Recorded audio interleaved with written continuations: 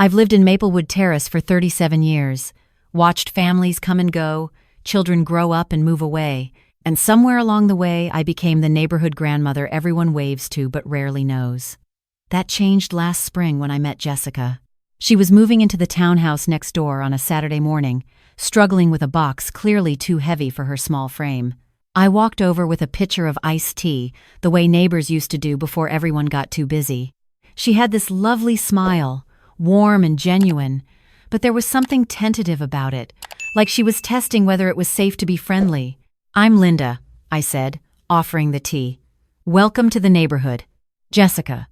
She set down the box with visible relief. "Thank you so much. This is exactly what I needed." She was 26, she told me, worked in marketing, just moved to the area for a fresh start. Something about the way she said fresh start made me pause, but I didn't pry.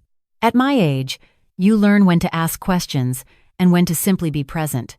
Over the next few weeks, I'd see her in the mornings, leaving for work in neat professional clothes, always offering that same careful smile. She'd wave from her car, sometimes stop to chat about the weather or the garden I was tending. She seemed lonely, I thought. No visitors I could see. No friends stopping by for wine on the porch the way young women usually do. Then one evening, she knocked on my door with a plate of homemade cookies and an invitation. "I'm having a housewarming party next Saturday," she said, her eyes bright with excitement. "Nothing fancy, just a few people. I'd love for you to come. You've been so welcoming, and I really want to get to know the neighbors." "I'd be delighted," I said, touched that she'd thought of me. "Great." She hesitated at the door, then added, "My boyfriend Marcus will be there too. He's been helping me get settled. You'll like him." There was something in her voice when she said his name, a slight tension that made her shoulders rise just a fraction. But she was smiling, so I pushed the observation aside. The day of the party, I baked my famous lemon bars and arrived at 6:30 as invited. Jessica's townhouse was beautifully decorated, modern but warm, with soft throws on the furniture and photographs in elegant frames. But something felt off immediately. The photographs were almost all of Marcus and Jessica together, very few of just Jessica, none that seemed to show her with friends or family. Jessica answered the door wearing a beautiful cream-colored dress, her dark hair styled in soft waves. She looked stunning, but there was tension in her jaw, and she kept glancing over her shoulder into the house. "Linda! Come in, come in! Let me take those." She reached for the lemon bars with hands that trembled slightly. Marcus appeared behind her, tall and handsome in an expensive-looking button-down shirt. He had that polished, successful look that would make any mother approve at first glance. "You must be Linda from next door," he said, extending his hand with a practiced smile. "I'm Marcus. Jessica's told me so much about you." "All good things, I hope," I replied, shaking his hand. His grip was firm, just a touch too firm, holding on a second longer than necessary. "She said you've been very helpful," he said, his arm sliding around Jessica's waist in a way that looked possessive rather than affectionate. Though I keep telling her she shouldn't bother the neighbors with too many questions. "I'm here to take care of things now." Jessica laughed, but it sounded hollow. "Marcus, Linda doesn't mind. She offered to help. I'm sure she has her own life to worry about." His tone was light, almost joking, but his eyes weren't smiling. He looked at me with a cool assessment that made me suddenly aware I was being evaluated and found wanting. Other guests started arriving, and I moved into the living room, accepting a glass of wine from Jessica. I counted maybe 15 people total, and as I listened to conversations, I realized something strange. These were almost all Marcus's friends and colleagues. The young man talking loudly about his promotion at the tech firm, the couple discussing their recent trip to Napa, mentioning Marcus had recommended the winery, his sister, who kept referring to my brother's new place as if Jessica didn't live there too. I found Jessica in the kitchen, arranging cheese on a platter with the focused intensity of someone trying to get every detail perfect. "This is lovely, dear," I said gently.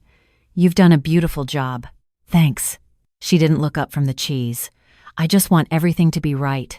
Marcus's colleagues are here, and I want to make a good impression."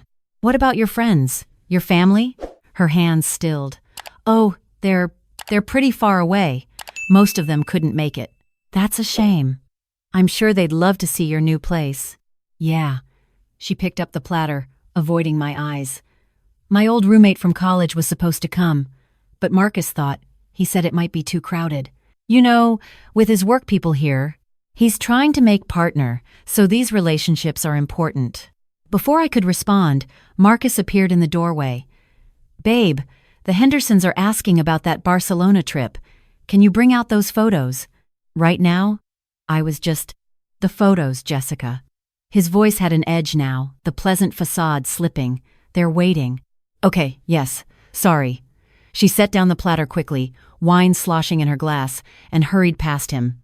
I saw her wince as his hand caught her elbow, guiding her with just a bit too much pressure. I carried the cheese platter out myself, disturbed by what I'd witnessed. Throughout the evening, I observed, really observed, with the trained eye of someone who'd spent 30 years as a social worker before I retired. The signs were subtle but unmistakable once you knew what to look for. Jessica asked Marcus's permission about everything. Should I open another bottle of wine? Can I tell them about my new project at work? Is it okay if I show them the upstairs? Marcus answered questions directed at Jessica. When someone asked her about her marketing job, he interrupted. She's still settling in there, learning the ropes. It's not as demanding as her old position in Chicago, which is good because she was burning out. Jessica started to say something, then stopped, nodding instead. Marcus's hand was always on her, not in a sweet, affectionate way, but controlling, on her lower back, steering her, on her shoulder, holding her in place, wrapped around her wrist when she moved to refill someone's drink. And Jessica flinched. Just small movements, barely noticeable, but they were there. When Marcus spoke loudly, when he moved too quickly near her, when his sister made a joke about Marcus keeping this one in line. Around 9 o'clock, Jessica's phone buzzed on the kitchen counter where she'd left it. I was nearby, refilling my wine glass, when the screen lit up with a text notification. From Marcus. Why is that old neighbor still here? Get rid of her. And smile more, you look miserable. I felt my blood turn to ice. He was in the next room, had been standing there just moments ago. He'd texted her from 15 feet away rather than speak to her directly. The casual cruelty of it, the command to get rid of me, the criticism of her appearance at her own party. My hands started shaking, and suddenly, I wasn't standing in Jessica's kitchen anymore. I was standing in my own kitchen 10 years ago, finding the note Emily had left. My daughter, my beautiful, vibrant Emily, explaining why she couldn't live with David anymore, but also why she was too afraid to leave. The note I found too late, after David had put her in the hospital for the last time, after she'd died from internal bleeding while he called her dramatic for saying she was hurt. The glass in my hand felt too heavy. I set it down carefully, blinking back tears that had nothing to do with Jessica and everything to do with her. Because Jessica was Emily. Different name, different face, but the same trapped look in her eyes, the same careful management of every word, every movement, trying so hard to keep the peace. The same isolation from everyone who might notice what was happening. I'd missed the signs with Emily. Told myself she was just stressed from work, from planning the wedding, from adult life. Made excuses when she canceled family dinners, when she stopped calling as often, when she said David just had a strong personality and she was working on compromising more. I would not miss them again. Jessica came into the kitchen, forcing that bright smile. Linda, you didn't have to clean up. You're a guest. Honey, I said quietly, making sure we were alone. I saw the text. Her face went white. What text? From Marcus. On your phone just now. She grabbed the phone, looking at the screen, and I watched every bit of color drain from her face. He was just joking. He has a weird sense of humor. Jessica, I was a social worker for 30 years. I specialized in domestic situations. That's not humor, that's control. You don't understand. Her voice dropped to a desperate whisper. He's just stressed about work. He wants tonight to go well. I'm not doing a good enough job as a hostess. And has he hit you? No. She said it too quickly, too forcefully. No. Marcus would never. He's not like that. He's successful, he's respected, he helps me with everything. I moved here to be closer to his job. He helped me find this place. He's been so supportive. Does he track your phone? She went very still. Does he check who you're talking to? Control your money? Tell you what to wear? Get angry when you see old friends? That's not. He just wants what's best for me. But tears were forming in her eyes. My family is far away. I didn't know anyone here. I needed someone to help me navigate everything.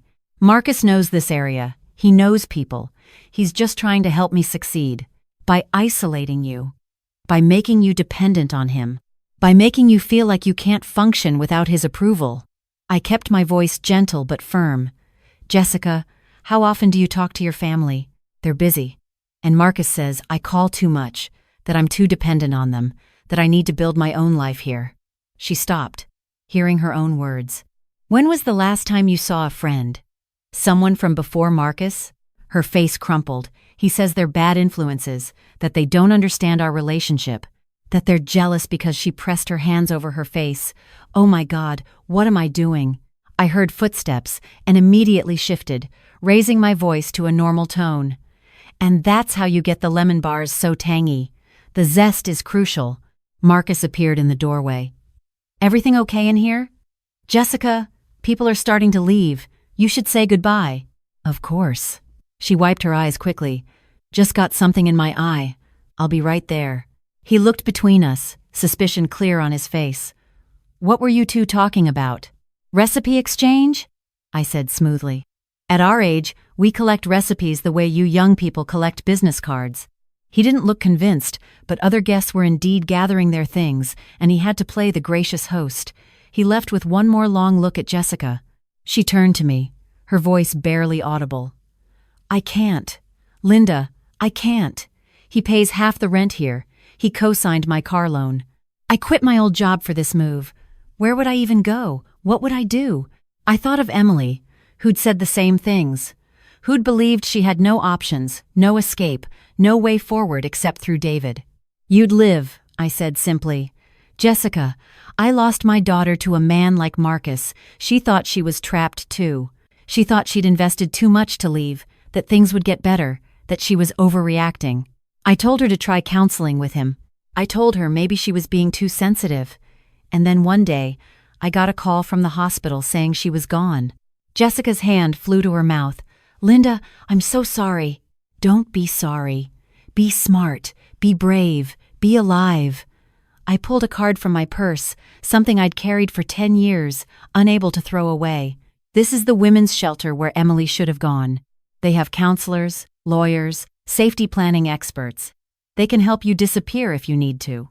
They can help you rebuild. I can't just leave. He'll know something's wrong. He'll follow you, find you, escalate. Yes, I know. I'd heard it all before, with Emily. That's why we're going to be smart about this. Do you work tomorrow? No, it's Sunday. Is Marcus here tomorrow? He has golf in the morning, then dinner with his sister. Good. That gives us time. Take this card. Hide it well. Tomorrow when he leaves, you call that number. Tell them Linda Chen referred you. They'll know what to do. I can't. I'm not ready. Jessica, when you texted him tonight, how long did he wait before responding? She frowned. What? Earlier, when you were in the bathroom. Did you text him? Yes, to ask if I should put out more appetizers, he answered right away. He's in the other room. He could have just told you, but he texted, why? Understanding dawned in her eyes. So there's a record. So he can look back and see every conversation, every question, every time I asked permission for something. Exactly. This isn't protection, honey. It's documentation of control. And it's only going to get worse. Marcus called from the living room. Jessica, are you coming or not? I have to go. She tucked the card into her pocket with shaking hands. Thank you for coming tonight, Linda. I wanted to grab her, shake her, make her leave right then. But I knew from professional experience and painful personal history that you can't force someone to leave. They have to choose it. They have to be ready. I just prayed she'd choose before it was too late. The party wound down. I said my goodbyes, thanked Jessica for a lovely evening, nodded politely at Marcus, who stood with his arm locked around Jessica's shoulders like she might float away if he let go. Walking back to my house, I couldn't sleep. I lay in bed staring at the ceiling, listening for sounds next door. Around midnight, I heard raised voices, Marcus's angry rumble, though I couldn't make out words. Jessica's higher pitch, apologetic. Then silence. At 2 a.m., my phone rang. Jessica, Linda? Her voice was thick with tears. I'm sorry to call so late. I didn't know who else. Can I come over? Marcus is asleep and I need to talk to someone. Come right now. Back door. I'll leave it unlocked. She appeared 5 minutes later in pajamas and a robe, eyes red and swollen, a fresh bruise forming on her upper arm in the distinct shape of fingers. He's never grabbed me that hard before, she whispered, following me to the kitchen. I mean, he's held my arm sometimes to get my attention, but this, it hurt. He was so angry about you, about us talking in the kitchen. He kept asking what you said to me, if I was talking about him, if I was complaining about our relationship. I made her chamomile tea, the way I used to for Emily. What did you tell him? That we were just talking about recipes, that you were being nice, but he didn't believe me. He said I was making him look bad in front of his colleagues, that I was too friendly with you, that you're a lonely old woman trying to cause problems because I have what you don't. The casual cruelty of it stung, but I'd heard worse in my career. He said if he sees you talking to me again, if I'm weird around his friends, he'll know I'm being disloyal. He'll know I can't be trusted. She was crying now, quiet tears running down her face. How did I get here?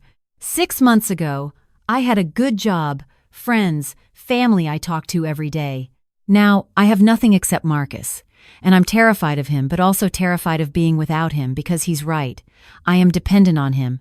I did let all my other relationships fade. I did make myself small enough to fit into his life. That's what he wanted. That's what they all want, to make you so small and so scared that leaving seems impossible. She looked at the bruise on her arm, touching it gently. He cried after, said he didn't mean to hurt me, said he was just under so much stress at work, and I wasn't helping by acting strange at the party. He apologized. He held me and said he loved me and couldn't imagine his life without me. Emily's husband apologized too. Every time, right up until the time he killed her. Jessica flinched at the word killed, but she needed to hear it. She needed to understand where this path led. I'll call them tomorrow, she whispered. The shelter. I'll call. Do you have money? Credit cards in your name only? He manages our finances. Says I'm not good with money. Important documents? Birth certificate? Social security card? In the safe. Marcus has the combination. Family who would take you in? My mom in Oregon. But Marcus says she's manipulative, that she tries to control me. That's why we don't visit her. Every answer revealed another layer of entrapment. Classic isolation tactics, financial abuse, emotional manipulation.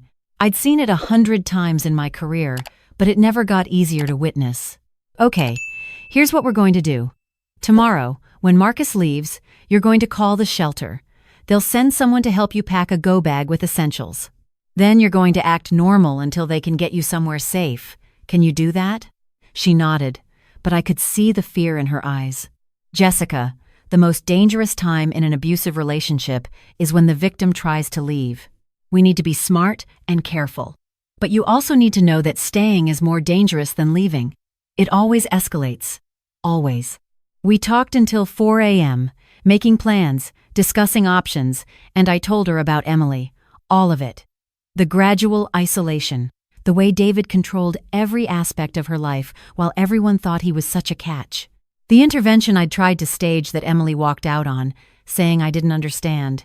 The final beating that ruptured her spleen, that David didn't call 911 for because he was convinced she was exaggerating. I can't let that be your story, I said, gripping her hands across my kitchen table. I failed Emily. I won't fail you. Sunday morning came too soon. I watched from my window as Marcus left at 9 for golf, saw Jessica wave from the door like everything was normal. An hour later, there was a soft knock on my door. Jessica stood there with a small suitcase and tears streaming down her face. I called them. They're sending someone. But Linda, I can't do this. He'll be so angry. He'll think I'm ungrateful after everything he's done for me. And what if I'm wrong? What if I'm overreacting and throwing away a relationship because of one bad night? I recognized the backsliding, the doubt. Abusers are expert manipulators, making their victims question reality itself. Look at your arm, honey. She pulled up her sleeve. The bruise had darkened overnight, a purple-black handprint that would be visible for weeks. That's not a bad night. That's assault. That's a man who feels entitled to hurt you when you don't obey. And tonight, when he realizes you talk to someone, when he sees that you're pulling away, it will get worse. They always get worse. A car pulled up. Not a marked vehicle, just a plain sedan with a woman about my age at the wheel. She got out, introduced herself as Patricia from New Beginnings Shelter. "We're going to take care of you," Patricia said to Jessica, her voice calm and professional. "But we need to move quickly. Do you have your ID? Phone?" "Yes, but Marcus tracks my phone. We'll handle that. Is there anything else in the house you absolutely need? Medication, documents, keepsakes?" Jessica shook her head, then hesitated. "There's a photo album. From before I met Marcus. My family, my friends from college. He said I should throw it out, that I was living in the past, but I hid it under the bed." "We can't go back in," Patricia said gently. "It's not safe." "I'll get it," I heard myself say. "I have a key to water her plants." This was a lie, but Jessica caught on quickly, handing me her house key. "It's under the bed in the master bedroom. Blue album." I moved quickly, my heart pounding like I was 20 years old instead of 62. Into Jessica's house, up the stairs, into the bedroom where she'd been sleeping next to her abuser. The room was immaculate, sterile almost, with none of Jessica's personality visible. Everything was Marcus's taste, Marcus's choice. The album was indeed under the bed, and when I pulled it out, something else came with it. A journal, hidden behind the album. I grabbed both, instinct telling me the journal might be important. Back outside, I handed them to Jessica. She clutched the album to her chest, crying harder now. "Thank you," she whispered, "for seeing me, for not believing him, for not telling me I was overreacting." Patricia gently guided her toward the car. "We need to go, honey. What if he comes looking for me? What if he shows up here?" Jessica looked at me with panic. "I'm calling the police right now to file a report. The bruise, the controlling behavior, everything. There will be a paper trail. And you're going to file for a restraining order tomorrow." Patricia nodded approvingly. "We have lawyers who help with that. You'll be okay, Jessica. This is the hardest part, choosing to leave. Everything after this is just logistics." I watched them drive away, Jessica's white face pressed against the window, looking back at the townhouse that had been her pretty prison. Then I went inside and called the police. Marcus showed up at my door at 6 p.m., still in his golf clothes, face red with anger. "Where is she? What did you do?" "I don't know what you're talking about." I kept my voice steady. Phone in my pocket with 911 already dialed, ready to press call. "Jessica. She's gone. Her things are gone. And I know you had something to do with it. You meddling old bitch. I suggest you leave my property before I call the police." "You turned her against me. She was fine until you started filling her head with your feminist bullshit. We were happy." "Marcus, she had a bruise the shape of your hand on her arm. That's not happiness, that's assault." His face went pale. "She told you that? She's lying. She bruises easily. I barely touched her. Then you won't mind that I took photos and filed a police report." I hadn't actually taken photos, but he didn't know that. He took a step toward me, fists clenched, and I saw it then, the rage he'd kept carefully hidden under that polished exterior. This was who he really was, who Jessica had been living with, who would have eventually put her in the hospital or worse. "You're going to regret this," he hissed. "I regret a lot of things, Marcus. I regret not seeing the signs sooner with my daughter. I regret not being more forceful when I knew she was in danger. I regret every day that I didn't save her from the man who killed her. But I will never, ever regret saving Jessica from you." He opened his mouth to respond, but a police car pulled up. I'd called them before he arrived, asking for a wellness check given the situation. 2 officers got out, and Marcus's demeanor changed instantly, became charming and concerned. "Officers, thank God. My girlfriend is missing, and I think this woman might know something about it." The older officer looked at me. "Ma'am, do you know anything about the whereabouts of—" He checked his notes. "Jessica Martinez?" Jessica left of her own free will after being assaulted by this man. I have filed a report, and she will be filing for a restraining order tomorrow. Mr. Taylor here is harassing me on my own property after I asked him to leave. The officers looked at Marcus with considerably less sympathy now. Sir, we're going to need you to step away from this residence. This is insane. I'm the victim here. That woman manipulated my girlfriend into leaving me.